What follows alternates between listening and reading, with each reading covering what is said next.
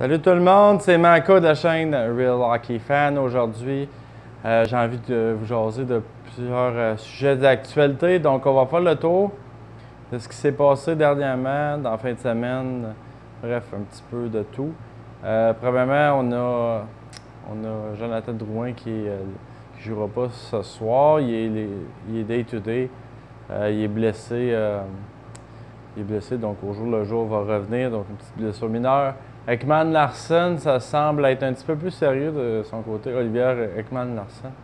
Donc, des deux joueurs qui sont rajoutés à la liste des blessés, qui seront peut-être pas en début de saison. Je pense que Drouin va être là, mais Ekman Larsson, c'est un petit peu moins sûr. On va en savoir un petit peu plus dans les prochains jours. On a appris aussi également que Vincent Lecavalier va avoir son numéro 4 retiré par le Lightning. C'est un excellent honneur pour lui, évidemment. Il a marqué l'histoire du Lightning, donc très bon move de l'organisation pour pour rendre hommage à ce joueur-là, donc qui a marqué le Lightning, un petit peu ralenti en fin de carrière. C'est dommage, il aurait dû arrêter un peu plus tôt, mais bon, il aurait dû arrêter tant qu'à moi après une année à Philadelphie. Mais bon, on va étirer ça un peu.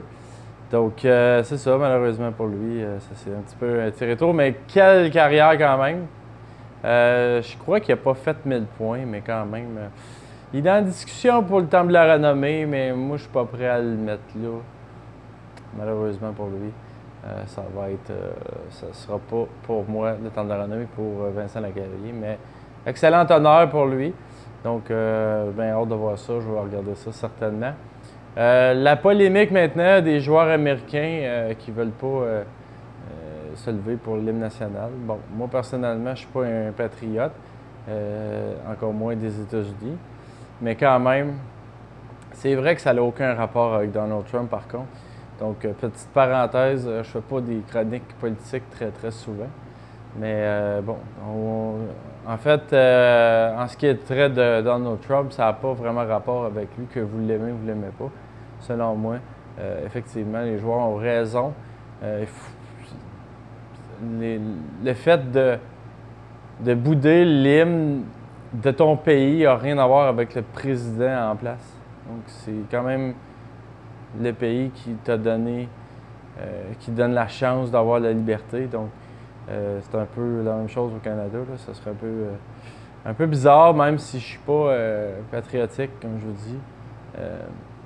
Je trouve ça un peu n'importe quoi de bouder, surtout dans des situations publiques. Chez vous, c'est correct, là, je veux dire, mais je trouve ça un peu tiré par les cheveux, ceux qui veulent démontrer leur frustration par rapport à l'administration Trump. Je comprends, mais ça n'a aucun lien tant qu'à moi. Par contre, je veux dire, du côté des Penguins de Pittsburgh, d'aller à la Maison-Blanche, ça, je comprends pas. Il aurait dû vraiment passer un message. C'est là la nuance que moi je trouve, c'est que les Pingouins auraient dû rester, faire comme les autres équipes sportives, puis pas valoriser l'administration en place. Là, c'est pas le drapeau, c'est plus la structure politique. Donc, de ce côté-là, de mon point de vue à moi, je suis pas d'accord avec ça. Les Pingouins auraient dû s'abstenir également d'aller à la Maison-Blanche pour la cérémonie du champion de la Coupe Stanley. On a su maintenant le tournoi olympique, l'horaire du tournoi olympique. Ça a beaucoup moins d'intérêt étant donné que les joueurs de la Ligue nationale ne sont pas là. Mais quand même, l'horaire est sorti, donc intéressant de voir ça. Donc, si jamais ça vous intéresse, vous pouvez regarder sur iihf.com et vous allez avoir l'information pour le tournoi olympique qui s'en vient en février. Justement, parlant d'Olympique, il y a également Brian Jonta qui doit se rabattre sur les Olympiques. Donc, étant donné qu'il ne sera sûrement pas dans la Ligue nationale cette saison, donc il va pouvoir jouer avec les États-Unis pour l'équipe olympique. Donc, Brian Jonta pourrait... donc, il pourrait avoir quand même des pas pires joueurs aux Olympiques là, avec le Canada. Ça ne sera pas évidemment la crème de la crème, mais quand même, ça pourrait être pas si pire. Ça va être intéressant de regarder ça. Puis je vais certainement faire une vidéo par rapport à l'équipe, les alignements de chaque équipe olympique. Donc, intéressant à suivre. Puis on va également faire d'autres vidéos, un sur les possibles équipes olympiques si les joueurs seraient là, puis l'équipe olympique possible étant donné que les joueurs ne sont pas là. Donc on va faire des vidéos différentes. C'est ce que je voulais dire. Donc, par la suite, je voulais vous parler des jeunes joueurs québécois qui, selon moi, il y en a 4 qui pourraient faire l'équipe. Il y en a sûrement d'autres, mais les 4 que je crois, moi personnellement, vont faire l'équipe dans leur équipe respective. Des jeunes joueurs. Évidemment, comme je vous dis, il y en a d'autres. Je ne parle pas de tous les joueurs. J'essaie de voir les joueurs qui n'ont jamais fait l'équipe. Encore là, je ne suis pas sûr. Comme dans Xavier Ouellet, je pense qu'il a déjà joué à Détroit l'an passé. Je l'ai mis dans ma liste, mais quand même. Il y aurait Xavier Ouellet à Détroit. Il y a Thomas Chabot à Ottawa.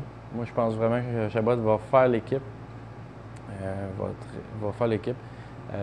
En plus que Carlson est blessé pour on ne sait pas trop combien de temps.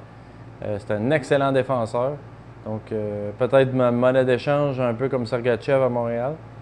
Donc, reste à voir. Peut-être que. Moi, je pense peut-être que ça pourrait arriver. Si c'est Duchesne qui s'en vient à Ottawa, ça va être pour Chabot. Et probablement un premier choix ou un autre joueur établi. Donc, ça pourrait être une option du côté des sénateurs. Mais sinon, si Chabot n'est pas échangé, il va faire l'équipe selon moi. Victor Mété, c'est pas mon favori, je l'ai déjà mentionné, mais quand même, il a bien fait jusqu'à maintenant. On va le voir ce soir, là, on est lundi. On va voir ce soir ce qu'il va faire contre les Leafs. Avec une équipe un petit peu plus complète du côté du Canadien, on va avoir une meilleure idée. Début préparatoire assez difficile pour le Canadien, mais au moins, là, ça va être une équipe un petit peu plus complète. Je pense qu'il y a 3 lignes sur 4. Puis 4 défenseurs sur 6. Donc, ça va être juste pas. Il y a juste Price qui n'est pas là. Mais tout de même, ça va être un bon échantillon pour le Canadien. Parenthèse fermée du côté du Canadien. C'est pas que j'aime pas parler du Canadien, mais je veux pas passer mes vidéos à parler de eux. Donc, et le dernier que je crois, malgré tout, vous allez être quand même assez surpris de mon choix, je crois. C'est Samuel Girard à Nashville. Malgré l'équipe, le top 4, même top 6 défensif des Prédateurs, je pense que Girard est tellement bon qu'il va se classer parmi les joueurs qui vont faire l'équipe. Il ne jouera peut-être pas régulièrement, mais selon moi, il va jouer avec les Prédateurs dans cette saison. Donc, un autre joueur qui pourrait surprendre du côté des Preds qui devrait faire l'équipe. Donc, c'est pas mal ça pour aujourd'hui. Un petit résumé de ce qui s'est passé dernièrement, surtout aujourd'hui. C'est encore la saison des matchs préparatoires, donc il y a peu de choses à nous mettre sur la dent à part des petits cas comme ça. Donc, je vais vous faire des vidéos d'actualité quand je vais pouvoir. Aujourd'hui, j'avais quand même un petit peu de choses à raconter, donc voilà, c'est pour ça que je vous fais des vidéos d'actualité. Il va en avoir d'autres, probablement tous les jours, du lundi au jeudi. Par contre, s'il y a d'autres choses, ou s'il n'y a pas d'actualité, on va vous présenter une autre vidéo, un autre genre de vidéo. Comme je vous dis, j'ai plein d'autres choses à vous présenter, mais s'il y a de l'actualité, c'est certain qu'on va en parler. Donc, je vous en remercie grandement pour m'avoir écouté. Comme d'habitude, je vous invite à vous abonner à ma chaîne. Si vous êtes sur une recherche, vous êtes tombé sur mon vidéo, cliquez sur vous abonner, s'il vous plaît. Puis, mettez vos commentaires, opinions dans le bas de la vidéo. Si jamais vous avez apprécié de quoi, s'il y a quelque chose que vous aimez moins, quelque chose que vous voulez que ça s'améliore. Si vous avez des choses que vous voudriez que je parle dans mes vidéos, mais n'hésitez pas à le faire en bas de l'écran. Puis partagez au plus grand monde possible si jamais vous avez apprécié. Thumbs up également si vous aimez ça. Fait que c'est ça. Fait que je vous souhaite une excellente journée. Puis on se revoit dans une prochaine vidéo. Ciao!